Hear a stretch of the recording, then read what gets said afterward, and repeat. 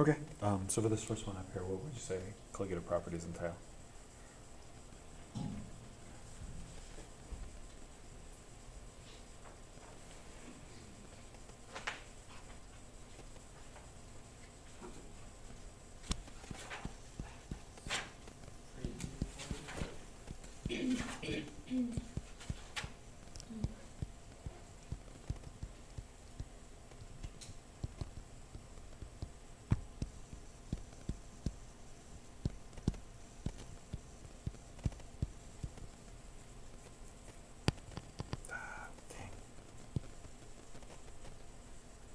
I lost my pen, so I'm using the one for my phone, but it doesn't have an eraser. That's gonna be a problem.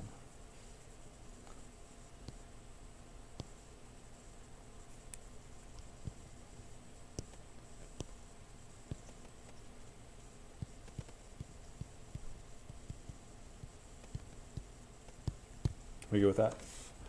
Pure substance, I throw a solute in, is it, not all of the properties change, but some of the properties change. So those ones that do change are the ones that are considered the colligative properties. And what do the colligative properties, how does that affect the liquid state? Makes it liquid at a higher and colder temperature. Okay, is there an easy way to say that? Alters the freezing point. It's definitely boiling point elevated, freezing point depression, and some other stuff, but the liquid state literally just got bigger, right? If I'm looking at the phase diagram. When salt's added, why does the boiling point elevate? The water molecules are occupied by the salt and not evaporating, or not escaping as gas. What do you mean by occupied? Like attracted to the salt. Okay, so what we've done is,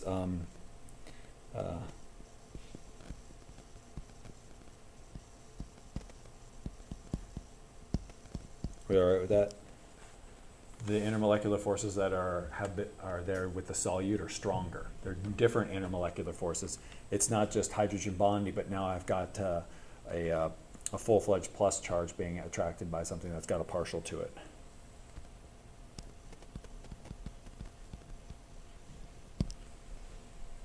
And so,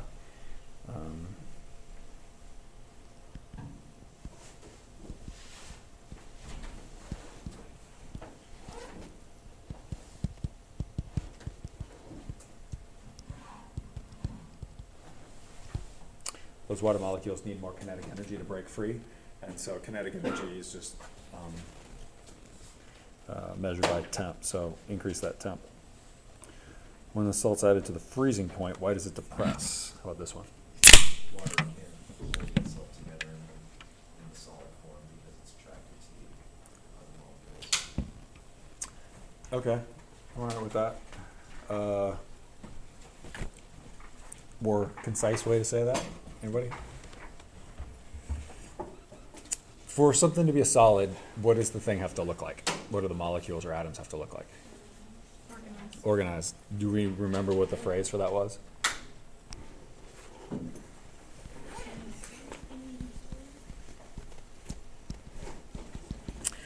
So, crystal matrix.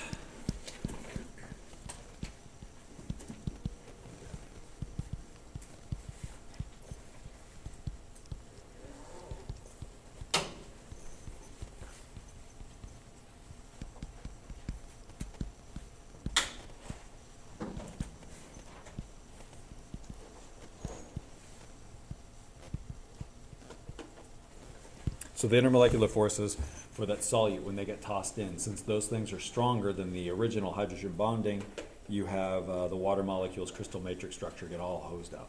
And so if I'm not in a nice organized structure, I am not a solid, I am a liquid or a gas. Okay, how about this next one? The other class didn't seem to be very happy with this one. How about you guys? I just found out how many grams of salt were used. Grams?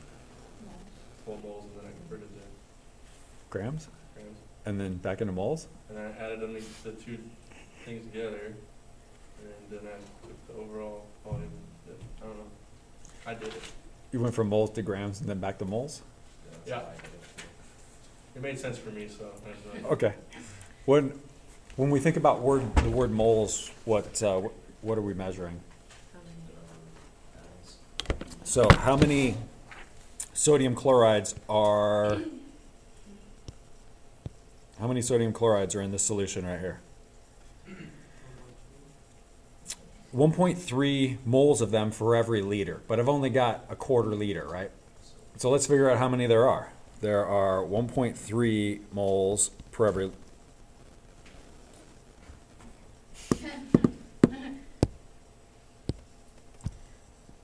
For every liter, and I've got 0.25 liters.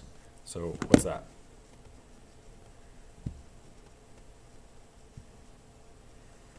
.3 times 0.25. Great. So there's 0.325 moles of table salt in that one right there. How about the next sample? Well, I've got 1.75 moles per liter, and I've got 0.4 liters. So 1.75 times 0.4. Is it 0.4? 1.75 times 0.4. Okay, yeah, so 0.7 moles here. So there is no sodium chloride in that final 2 liters of solution. So what I've got is 1.025 moles of NaCl. Awesome. What's my volume, my solution volume? 2 years. Plus. Is it 2 liters? 2,000.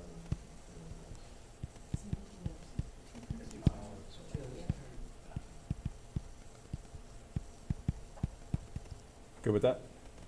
Since I threw them all into the same container. So then my concentration is this 1.025 moles, because that's the total number of particles that I've thrown in there. And my total volume is 2.65 liters.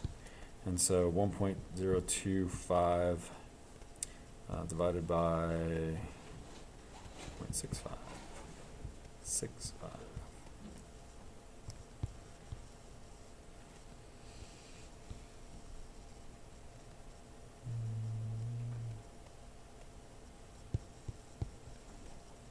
Are you good with that?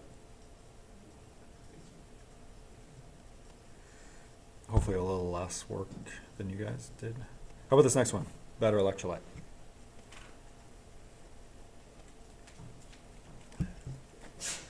Bless you. How come? That's it. So when we're talking about an electrolyte, we're talking about the ability of that liquid to transfer charged particles from place to place. And this guy here has a calcium with a +2 charge, and it has 2 chlorides, and then over here I've just got a magnesium and 1 sulfate. So I've got 2 trucks to transport ions, and here I've got 3 trucks to transport ions. That's what we're thinking about. Percent solution, all right, so 35 grams divided by 400 milliliters times 100 .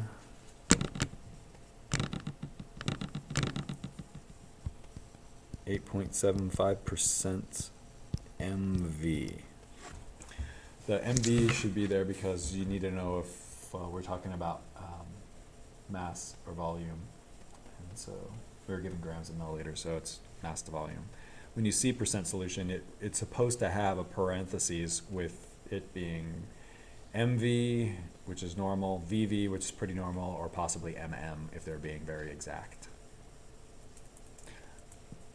All right, so in this next one, what is the solution and what is the solute?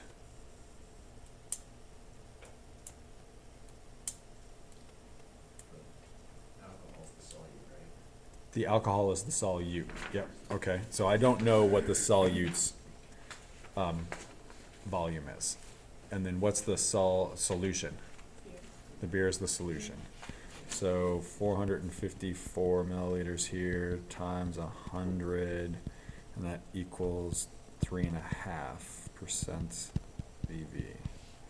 So if I rearrange this, I get X is equal to 3.5 times 454 divided by 100.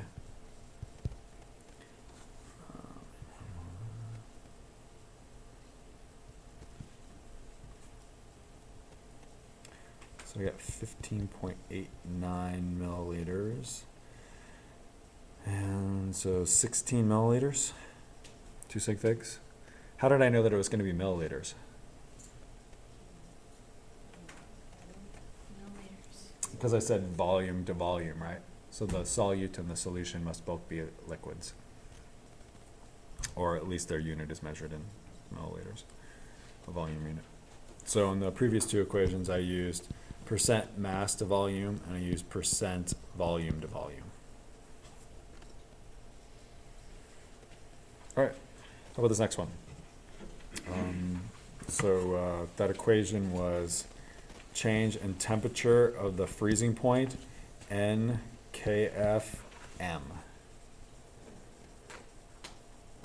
So what's my N for this problem? 3. Got magnesium and then 2 chlorides bust off. So I got a 3 for this. I got the KF there for you. And then, what else am I looking for? Oh, the molarity. So the molarity is 0.25 or 2.5 molar. So that cancels out. So the only unit I have left is degrees C. And I get 3 times 1.86 times 2.5 equals, and I get 13.95. Am I done? What do I need to do? Do I need to do anything before I convert it to Fahrenheit? If I convert this into Fahrenheit, my Fahrenheit answer is going to be like 48 or something like that. Is that the answer to this question? We're talking about freezing point of water. Is water going to freeze at like 48 degrees Fahrenheit? Yeah, this has to be negative, right? How come?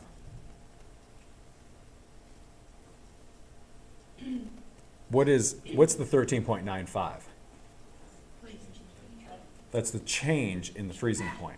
And what's the freezing point of water in Celsius?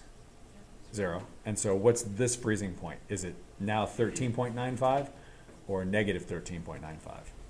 So that's what you're going to need to remember, that this is the freezing point change, and anytime it changes the freezing point goes down. So this is actually negative 13.95. So then I'm going to take negative 13.95, and I'm going to, what am I doing? Turning this into Fahrenheit. So then I'm going to multiply it by 9, divide by 5, and then add 32 to it. And what is it, like negative 6 or something like that?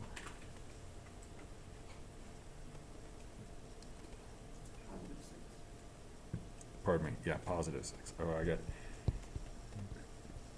6.89 degrees Fahrenheit, 2 sig fig, so 6.9 degrees Fahrenheit. We good with that? All right. I don't remember what I did on the time.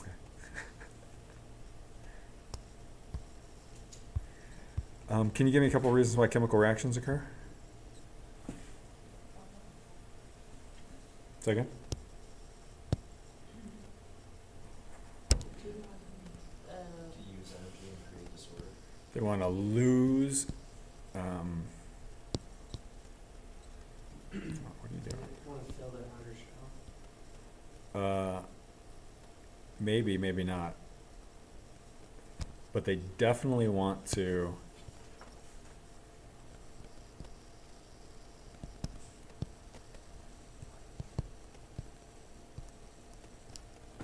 those are the two things that they want to do. Chemical reaction would like to lose energy. That's what nature would like it to, how nature wants things to go, and it also wants it to become more disordered. So I want the H to go down, the energy, the enthalpy, and I want the disorder to go up, the entropy. So how come this diamonds thing is incorrect? Thankfully, anchor is equal to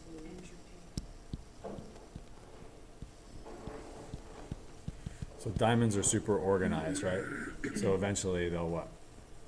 Become disorganized.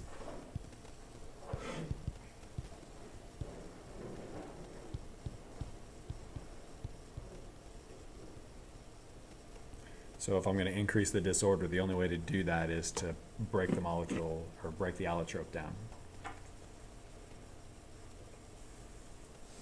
You can't stop entropy. Okay, so for this reaction, I've got 19 degrees Celsius, 4.1 kilojoules per mole, 12 joules per mole Kelvin. So I'm trying to trick you with two things. What are the two things?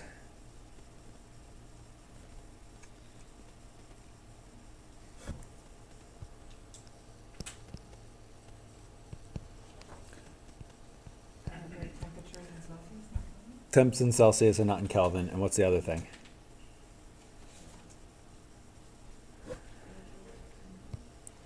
Kilojoules and joules. I can't do subtraction if they're not the same unit, and one's joules and one's kilojoules. I think the easiest thing to do is just turn this kilojoules into joules. So that would be 4,100 joules per mole. And then now I can do the math.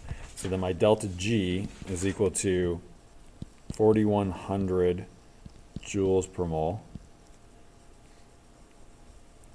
minus 292K times 12 joules per mole Kelvin. And the K's cancel out, and I get, what do I get here?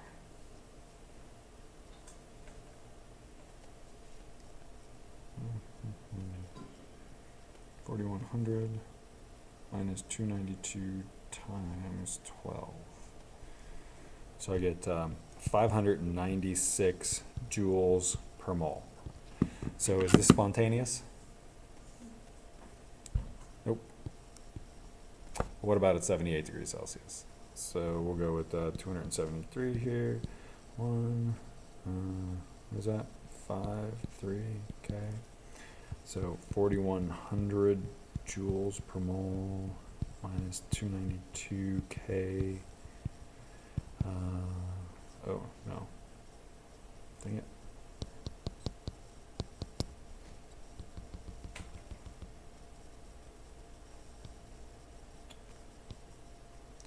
This is awesome.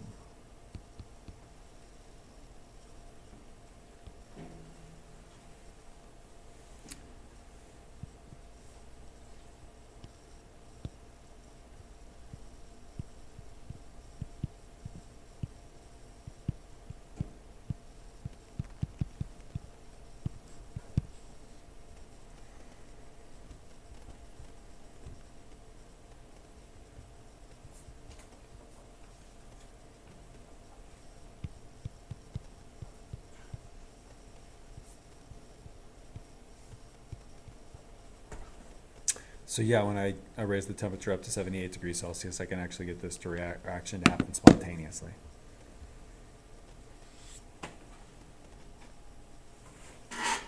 Okay.